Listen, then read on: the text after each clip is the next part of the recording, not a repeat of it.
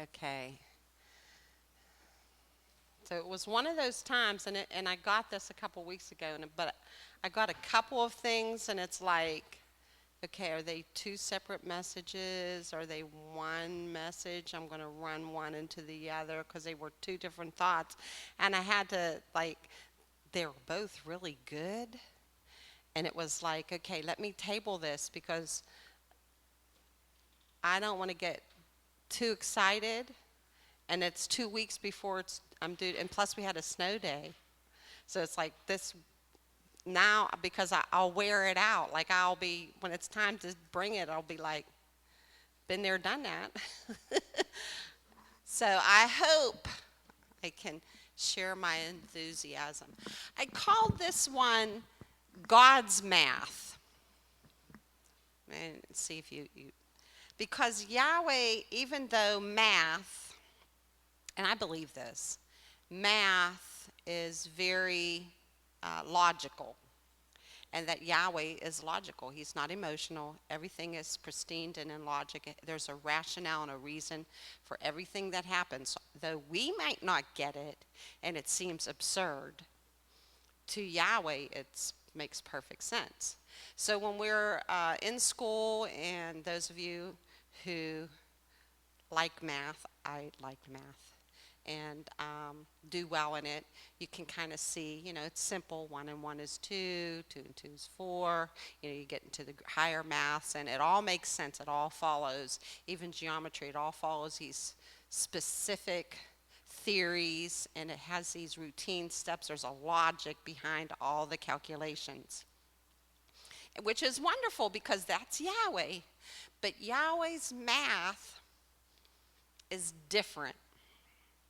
He does things differently and illogical to us little folk.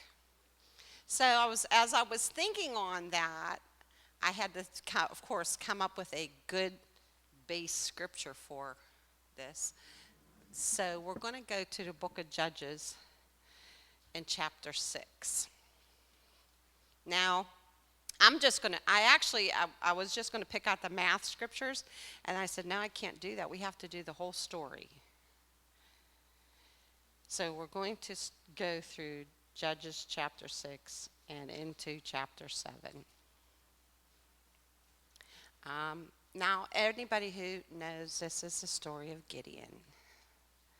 And then right there, if you know a little something, you'll figure, oh, yeah, I got the math. I know what it is.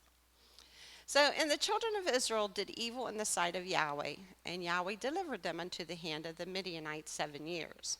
Now, if you read the book of Judges, this is the children of Israel do evil. Yahweh delivers into the hand of some ruling nation, and then after so many years, they cry out, boo-hoo, boo-hoo, and Yahweh sends them a judge. That's the whole book of Judges, So he sends them a judge, they get it together, and then they do okay, and then it starts all over again. And the children of Israel do evil in the sight of Yahweh, and Yahweh hands them over to the hands of somebody, and so many years, and then boo-hoo, boo-hoo. That's the whole book of Judges. The whole book of Judges is this continual cycle. So this is in one of the cycles. So the children of Israel did evil in the sight of Yahweh, and Yahweh delivered them to the hand of the Midians 7 years. So they're in captivity for 7, well, not captivity, but in this bondage, being lorded over. They're living in fear of these Midianites 7 years. And the hand of Midian prevailed against Israel, and because the Midianites, the children of Israel, made them the dens which are in the mountains and caves and strongholds. They hid. They lived in caves and cuts in the rocks, and they hid themselves. And so it was when Israel had sown, which means they planted their crop, that the Midianites came up, and the Amalekites and the children of the east, even they came up against them. So once they planted their crops, these people would come up against them. And they encamped against them and destroyed the increase of the earth till thou come unto Gaza, and left no sustenance for Israel. neither sheep nor ox nor ass. So they would come up and not take their stuff, just wipe it out. Like, trying to wipe out Israel. So Israel was hiding. They would come out. They would have to come out to plant their crops and stuff. And so once they would come out and plant their crops, and these people would come and destroy their stuff. For they came up with their cattle in their tents, and they came as grasshoppers for multitudes, it's vast. And for both they and their camels were without number. And they entered into the land to destroy it. This is their whole purpose, to destroy the land. And they're huge, a vast army, without numbers. And Israel was greatly impoverished because of the Midianites. And the children of Israel cried unto Yahweh. And it came to pass, when the children of Israel cried unto Yahweh because of the Midianites, that Yahweh sent a prophet unto the children of Israel, which said unto them, Thus saith Yahweh, God of Israel, I brought you up from Egypt and brought you forth out of the house of bondage. And I delivered you out of the hand of the Egyptians and out of the hand of all that oppressed you, and drove them out from before you, and gave you their land. And I said unto you, I am Yahweh your God. Fear not the gods of the Amorites, in whose land ye dwell. But ye have not obeyed my voice. And there came an angel of Yahweh. Now let me stop there. So there's a time space. The Israelites are crying out. Yahweh sends a prophet. The prophet tells them, this is why this is happening to you. Because Yahweh brought you up out of the land. He delivered you and told you to leave their idols alone. But you didn't listen. So between verse 10 and 11, there's a space of time. It didn't like 10 happen and then verse 11 happened right after it. There's time. So after this prophet, and we don't know how long the space of time was, 6 months, a year, 5 years, don't know. There came an angel of Yahweh and sat under an oak, which was in Orpha, that pertained unto Joash the Abiezrite, the son of Gideon, threshed wheat by the winepress to hide it from the Midianites. So, right away, he's threshing wheat in a winepress. Okay, you don't thresh wheat in a winepress. Okay, so he's distressed.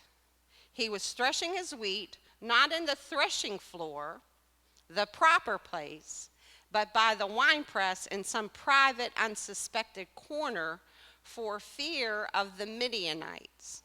So he was trying to thresh the wheat, secretly, so that they wouldn't come and take what they had. Wheat was usually laid out on a special piece of ground prepared for just that purpose. The ground was very hard and usually circular in shape. The threshing floors were located on top of hills where there would be more wind. The grain would be poured out on the ground, and oxen pulling a threshing sled would walk over the grain. It consisted of 3 stone rollers embedded with pieces of iron that would break and cut the grain. After this process, which broke the hard shell around the kernel, men would take winnowing fans and toss the grain into the air. So toss it with the fans and try. The lighter husk would be blown away by the wind, while the heavier grain would fall back to earth. So this is a big space. You need a big space. You got oxen pulling these grain, So you had to do that in a big space. But a wine press could easily fit into a small space. You could have a wine press in that entranceway. So it's just showing the difference of where he's actually trying to thresh wheat in its wine press versus how. So he's fearful. He's afraid. So the angel of Yahweh appeared unto him and said unto him, Yahweh is with thee, O mighty man of valor. He's hiding. And Yahweh called him, O mighty man of valor, which means courage or bravery, especially in battle, a mighty warrior. So you can look at this two ways. It's a sense of humor, you know. Or Yahweh is calling him to be what he knows he can be. He's speaking it into existence. He's telling him, this is not you. You know, you are conforming to your environment and not being what you really could be in Yahweh. So Gideon said unto him, O my Lord, if Yahweh be with us, now, if he is not one of us, why then is all this befallen us? See, that's what I'm saying. There's been some time since our prophet passed. And where be all his miracles which our fathers told us of, saying, did not Yahweh bring us up from Egypt? But now Yahweh hath forsaken us and delivered us into the hand of the Midianites. And Yahweh doesn't say, look, you fool, I sent the prophet. He told you why y'all like this. And Yahweh looked on him and said, go in this thy might, and thou shalt save Israel from the hand of the Midianites. Have not I sent thee? And he said unto him, O my Lord, wherewith shall I save Israel? How can I save Israel? Behold, my family is poor in Manasseh, and I am the least in my father's house. So not only am I from one of the poorest families, I'm the least in the house. And Yahweh said unto him, surely I will be with thee, and thou shalt smite the Midianites as one man. So we see Yahweh calling him a mighty man of valor. Gideon was like, oh, well, if you're with us, why is all this stuff happening to us? And Yahweh just says, go and deliver Israel out the hand of the Midianites. Me, I'm of a poor house, and I'm the least in the house. Excuse. And he said unto him, if now I have found grace in thy sight, then show me a sign that thou talkest with me. So Gideon now is wondering, maybe this isn't an angel of Yahweh, because he's telling me to do something kind of like really like off the hook. So let's find out if this is really an angel of Yahweh. So give me a sign. Depart not hence, I pray thee, until I come unto thee, and bring forth my present, and set it before thee. And he said, I will tarry until thou come. So he says, wait here while I go and bring my offering. And the angel of Yahweh says, I'll wait. And Gideon went in and made ready a kid and unleavened cakes of an ephah of flour. The flesh he put in a basket, and he put the broth in a pot and brought it out unto him under the oak and presented it. He went and made him a meal. Okay, and then he comes back. The angel of Yahweh said unto him, take the flesh and the unleavened cakes and lay them upon this rock and pour out the broth. And he did so. Then the angel of Yahweh put forth the end of the staff that was in his hand, and touched the flesh and the unleavened cakes, and there rose up fire out of the rock, and consumed the flesh and the unleavened cakes. Then the angel of Yahweh departed out of his sight. And when Gideon perceived, he got it now, that he was an angel of Yahweh, Gideon said, at last, O Lord Yahweh, for because I have seen an angel of Yahweh face to face. Now his fear changed. He's fearful that he's seen an angel of Yahweh face to face. And Yahweh said unto him, peace be unto you, fear not, that thou shalt not die. So this thought that to look upon the face of Yahweh and you'll die is an old thought. And we've seen Moses had it. They fell on their faces. They fell because they were afraid that they were going to be consumed. Then Gideon built an altar there unto Yahweh and called it Yahweh Shalom. Unto this day it is yet an Orpha of the Ebezrites. And it came to pass the same night that Yahweh said unto him, Take thy father's young bullock, even the second bullock of 7 years old, and throw down the altar of Baal that thy father hath, and cut down the grove that is by it.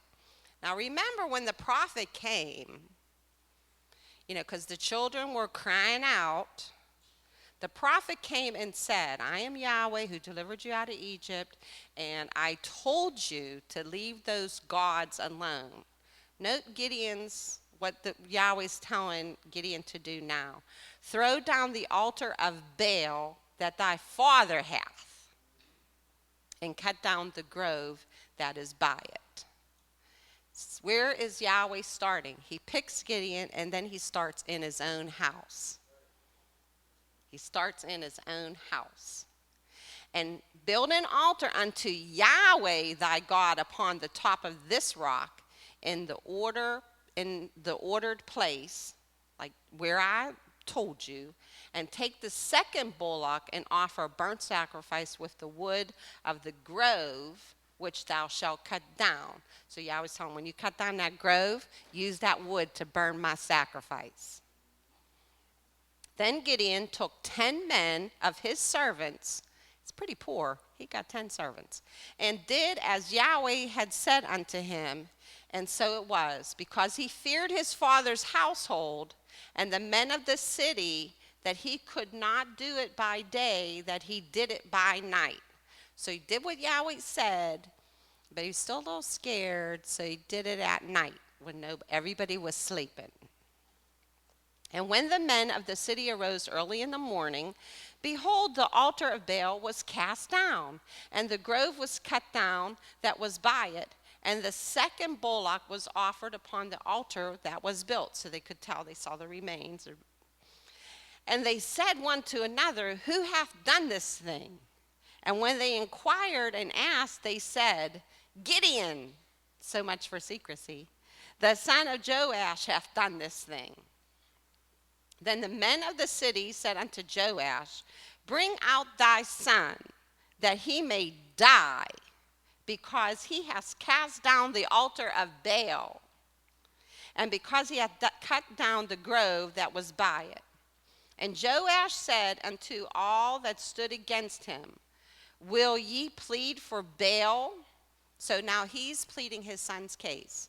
So obviously he's probably under this Baal worship because all of Israel's doing it, trying to, make peace and say, we worship the same God you worship, leave us alone. Whatever their rationale was. Now they come to Joash, Gideon's father, and say, Give us your son, because we're going to kill him for what he did. And Joash is asking them, Why do you have to intercede for Baal? Will ye save him? In other words, will you save Baal?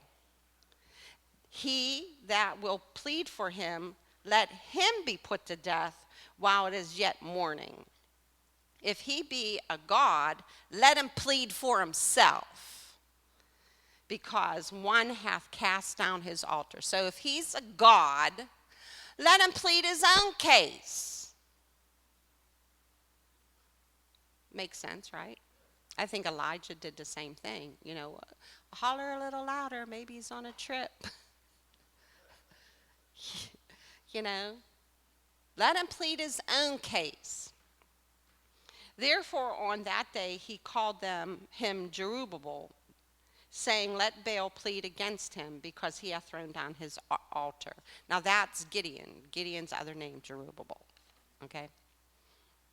Then all the Midianites and the Amalekites and the children of the east were gathered together and went over and pitched in the valley of Jezreel. Okay, so now all these people are coming together.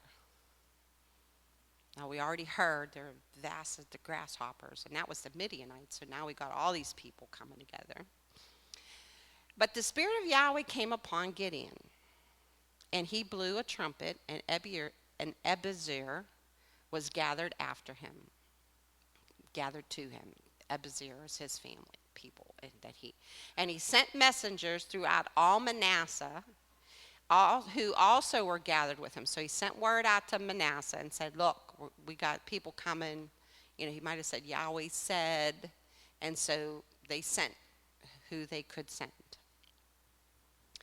And he sent messengers unto Asher and Zebulun and to Naphtali, and they came up to meet them. So that he's got his brother and his fellow clan, his fellow Israelites are coming together so that they could, go against these, to the enemy. And Gideon said unto Yahweh, if thou wilt save Israel by mine hand, as thou hast said, behold, oh, here comes the test. So he's like, okay, I got all these people together. I am still not really sure that this is what Yahweh wants me to do. He might have looked out and saw the people thinking, what the heck am I doing? This is this, So he wants to make sure. Behold, I will put a fleece of wool in the floor, and if the dew be on the fleece only, and it be dry upon all the earth beside, then shall I know that thou wilt save Israel by mine hand, as thou hast said. Okay. So he's going to put out a piece of wool that he sheared from a sheep, or skinned from a sheep, and he's going to say, he said, now, so the dew, just let the wool be wet, but all around it dry. And it was so. And he rose up early on the morrow and thrust the fleece together and wringed the dew out of the fleece, a bowl full of water. And Gideon said unto Yahweh, don't be mad. But could you do this again, but flip the script? Let the fleece be dry and the ground be all wet. And Yahweh did so that night. Now he's realizing, now I want you to understand, I am not saying that this is okay to do. We're supposed to trust Yahweh. Now he knew that it was Yahweh who visited him. Remember, he already gave him a test. And he knew that it was Yahweh. He said so. Oh, I've been visited by Yahweh, and he felt he was afraid he was going to die. I know it's Yahweh. But he's still hesitant. So I'm not saying it's okay, but Yahweh knows where Gideon is. This is his life of fear. Yahweh's trying to tell him, you're a man of valor, but he hasn't received it quite yet. So it was dry upon the fleece only, and there was dew on the ground. And Yahweh said to Gideon, the people that are with thee, now remember, that the people that are coming up against them can't be numbered. And Yahweh tells Gideon, this is where the math is coming in, that the people that are with thee, the people you gather together, are too many for me to give the Midianites into their hands, lest Israel vaunt themselves against me, saying, mine own hand hath saved me. So it's like now they're still not quite the number that's against them, but Yahweh is saying, no, it's too many. You cannot have the glory here. So, too many. Now therefore go to proclaim in the ears of the people, those men that came to fight, saying, whosoever is fearful and afraid, let him return and depart early from Mount Gilead. Now let me ask you something. If you went into a boot camp, or somebody who's seen, they have had their first experience of battle. Now you go to them and say, if you want to go home, you can. Do we got an army? No way, I'm going home. So these people have experienced battles before. They know what war is like and the risks, and plus they know their enemy. They've been living in fear of them all these years. And there returned of the people 22,000, and there remained 10,000. So there was only 32,000 against the grasshopper number. And Yahweh said, nah, too many. So 22,000 left, and 10,000 remained against the number of people who can't be numbered. And Yahweh said unto Gideon, the people are yet too many.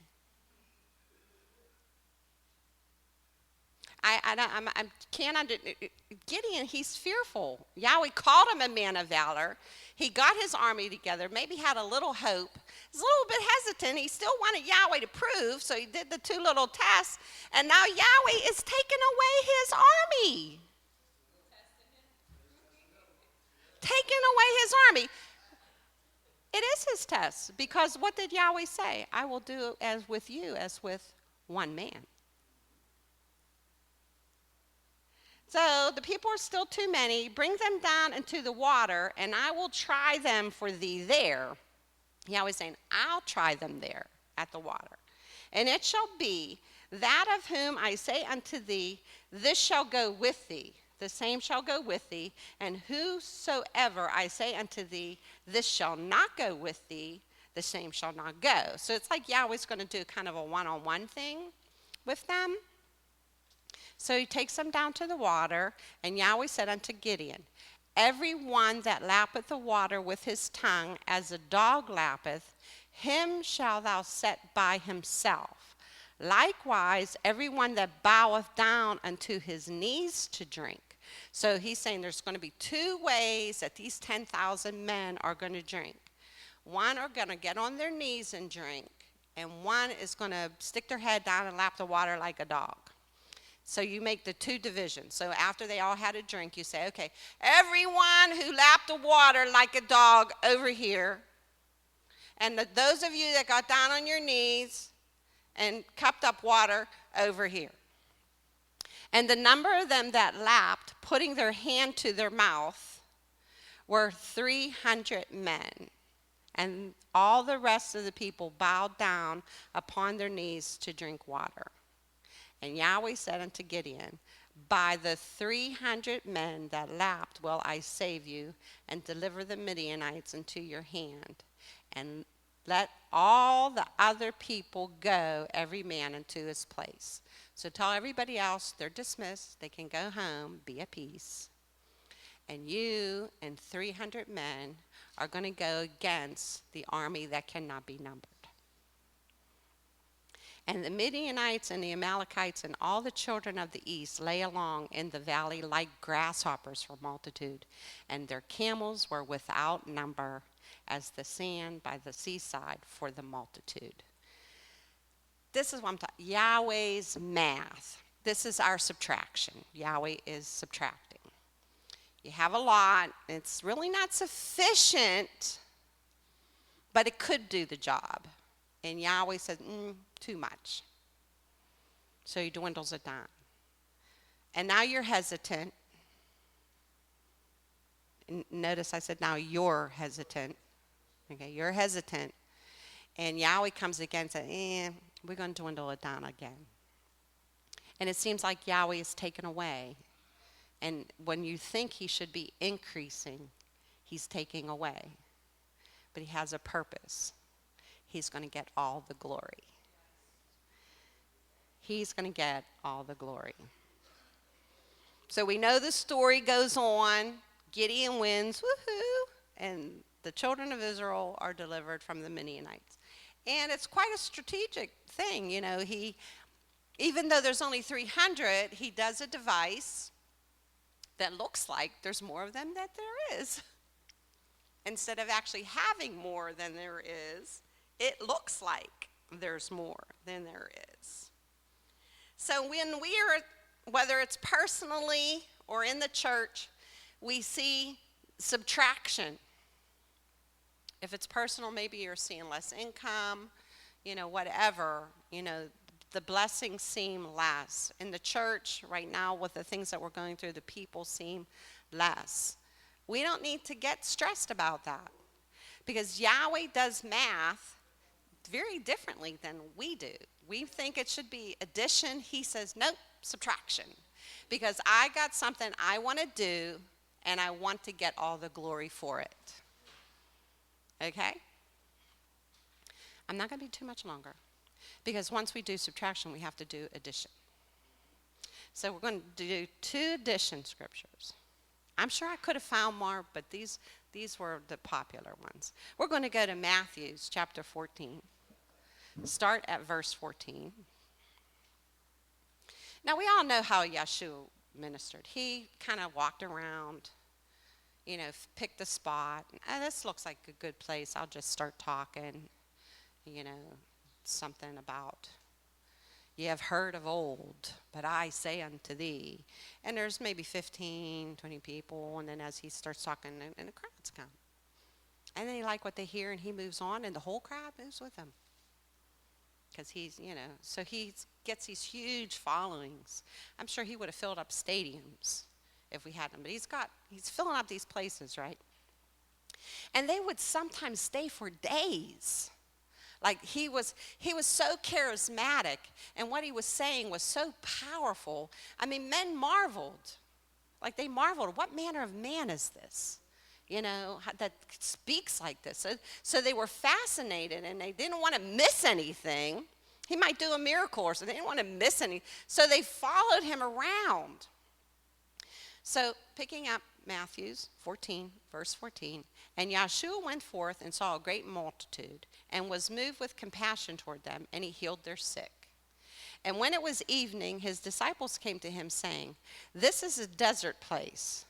And I always want to say dessert, because we're talking food. But it's a desert place. "And the time is now past." In other words, it's late in the day. And we're not like in the market. We're like in the desert place, like where there's nothing around. "Send the multitude away. Tell the people to go home, that they may go into the villages and buy themselves victuals." It's King James. Food, that they could get something to eat. So his disciples come to him and say, it's late in the day. We've been here all day. These people's probably. Send them on their way so they can get something to eat. But Yahshua said unto them, "They need not depart. Give ye them to eat." So they're not going to go nowhere. Feed them. You have to use some imagination here. These are regular men. They've been out all day too with him. And he turns to them and said, they don't got to go nowhere. Feed them. Feed them with what? But they said unto him, "All we got is 5 loaves and 2 fish. And he said, "Bring them to me." Because they're looking at this, we only got 5 loaves and 2 fish. We can't feed these people. Bring it to me. And he commanded the multitude to sit down on the grass. And he took the 5 loaves and the 2 fish. And looking up to heaven, he blessed and brake, and gave the loaves to his disciples, and the disciples to the multitude. So he gave, you can hear here's 15 fish, and you distribute, and then you come back and you got more. I'm just imagine standing there, his disciples, if it's just the 12, he's giving them already more than the 5 and the 2. He's like reaching in and handing out. And they're just going and passing it out. And they come back, and he just reaches in and hands out. And they did all eat and were filled. So they just didn't have like a snack. They had a meal. They all ate and were filled. And they, the disciples, took up of the fragments that remained 12 baskets full. I'm telling you that when I read these little stories, people may focus on the nest, but you got leftovers when you didn't have enough in the first place, and you have leftovers. This is amazing. First of all, you're handing me. You gave me 2 loaves, and John got 2 loaves, and Peter got 2 loaves. wait a minute, we're already in one loaf more. And you got 3 fish. Wait, we only start with 2 fish. I just got 3 fish. And he gave him 3. I'm already going to be like staring, like, what? But it's all said and done, and I've got leftovers. I got leftovers. I got leftovers.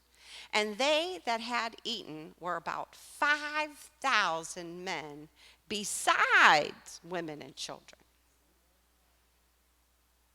5 fish, 2 loaves, fed 5,000 men, some women and some children, and I got 12 baskets left over. I got more than what I started with left over.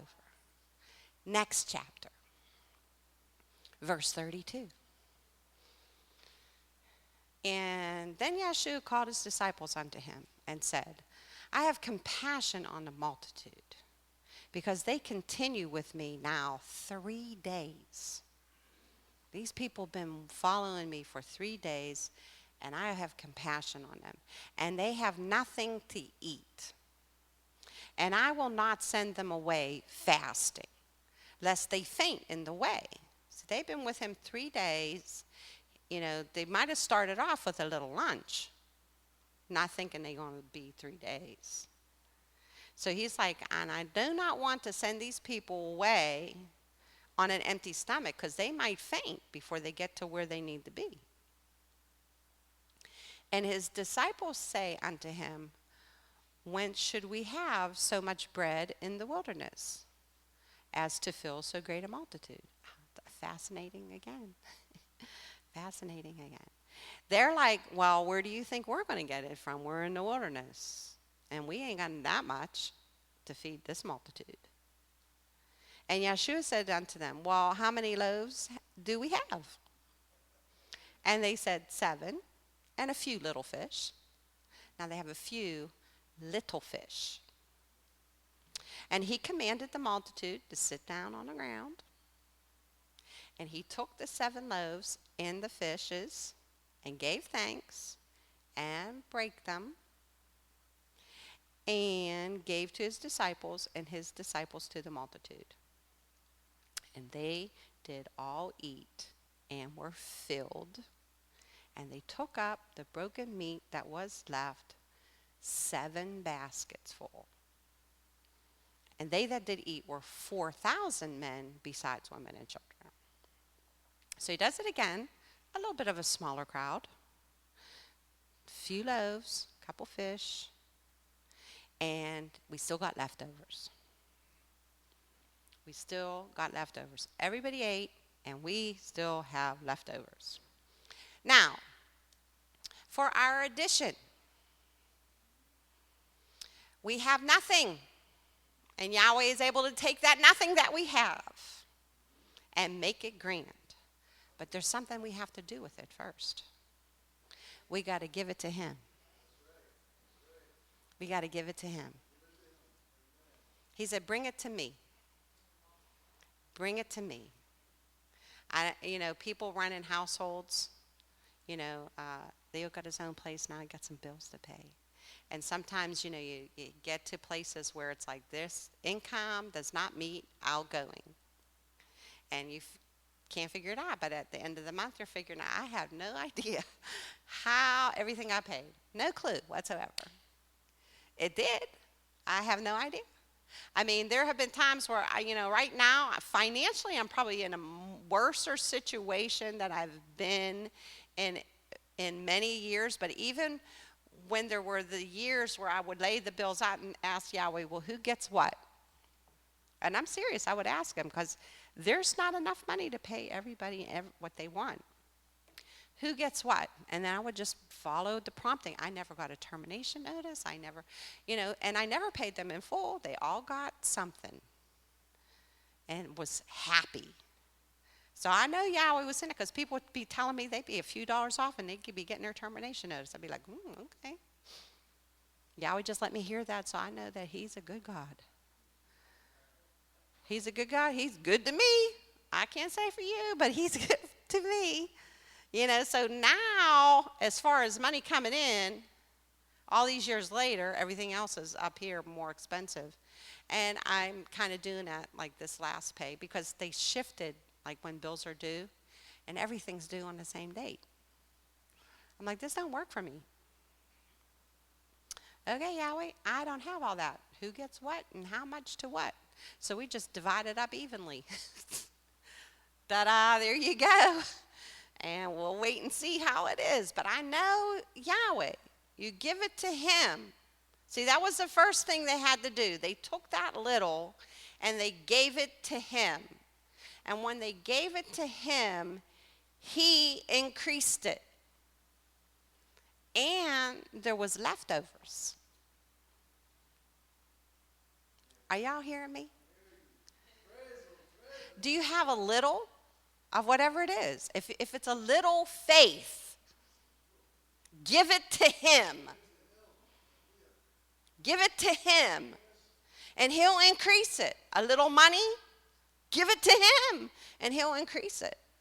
Whether that's giving your tithe, because a lot of times those of us who've struggled with tithes, and I'm sure everybody in here can attest to that, including the pastor and myself, that sometimes when the money is less coming in and there's more outgoing, paying tithes, you're thinking, Yahweh, you understand, Yahweh. I got to pay the light bill. And we pay the light bill and not Yahweh. Sometimes that might mean give your money to Yahweh. Physically give your money to Yahweh. Sometimes it's seek his wisdom. His debt management program we might have to get into, whatever. But give it to him. Go before him and let him handle it how it should be. Whatever it is. There's a song and there's a line and it says, it's like Yahweh's asking the person, what's that in your hand? I can use it. And I always imagine that it's like whatever profession you are, like whatever's in your hand, whatever your ability is, whatever your profession is, Yahweh can use it. Don't ever say it's too little. Because Yahweh, this is the things that we looked at here, whether it's the subtraction or the addition, it's so that Yahweh gets the glory. I can't claim any credit for the fact that I got no termination notice. I can't claim credit for that. I ain't paid them. They should probably send me one, but all is well. I can't claim credit for that. Yeah, I can stand in the house and say, I have less income than I have had in 40 years. Yet I'm still living like I was living 5 years ago. And I have no debt. I have no debt. Like, I have no debt. This is like, I don't understand how that works. But it's his math. He did whatever he had to do. And so either way, whether it's you have little and you think it's too little, give it to him. He knows how to increase it. And that is on any topic, not just money, not just your bills, your skills. Maybe you think you don't have, that, I can't speak for Yahweh. So you hold back your testimony or your witnessing because you feel you're weak in that. Look what he said to Gideon, the one who's threshing wheat in a wine press. Oh, mighty man of valor.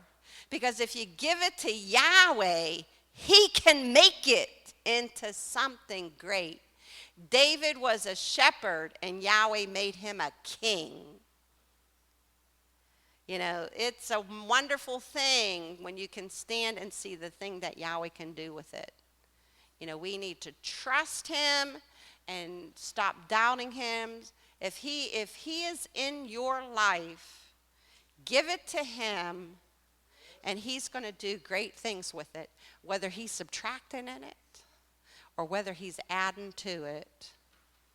It will be great and it will all go to his glory because he's the only one that's worthy of glory.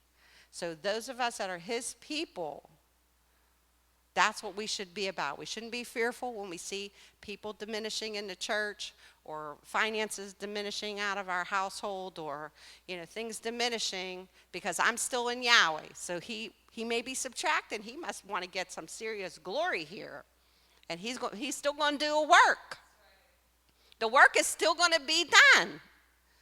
And he's going to get tremendous glory. Or if I think I have nothing and I give it to him, Yahweh can make greatness out of nothing. We've seen what he can do. He's a creator. They didn't have 3D bread.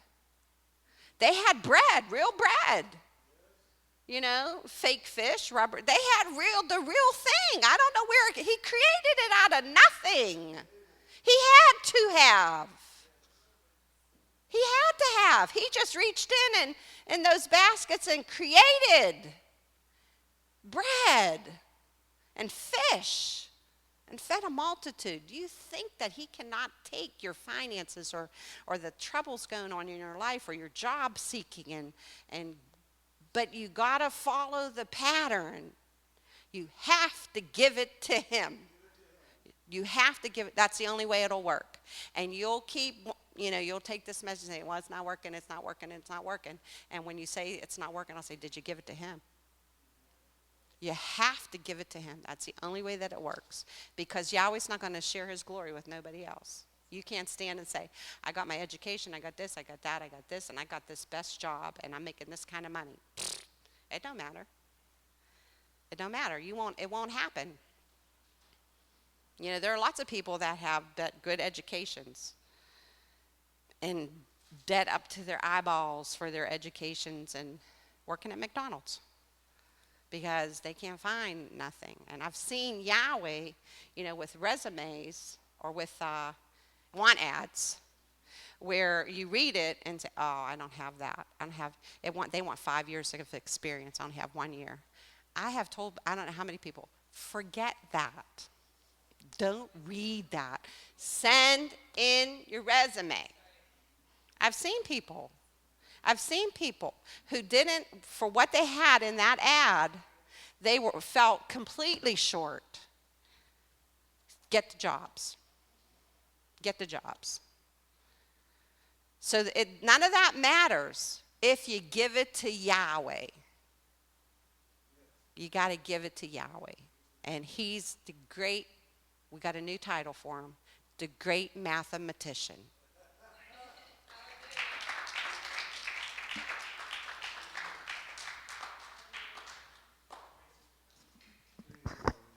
Yahweh's math, amen.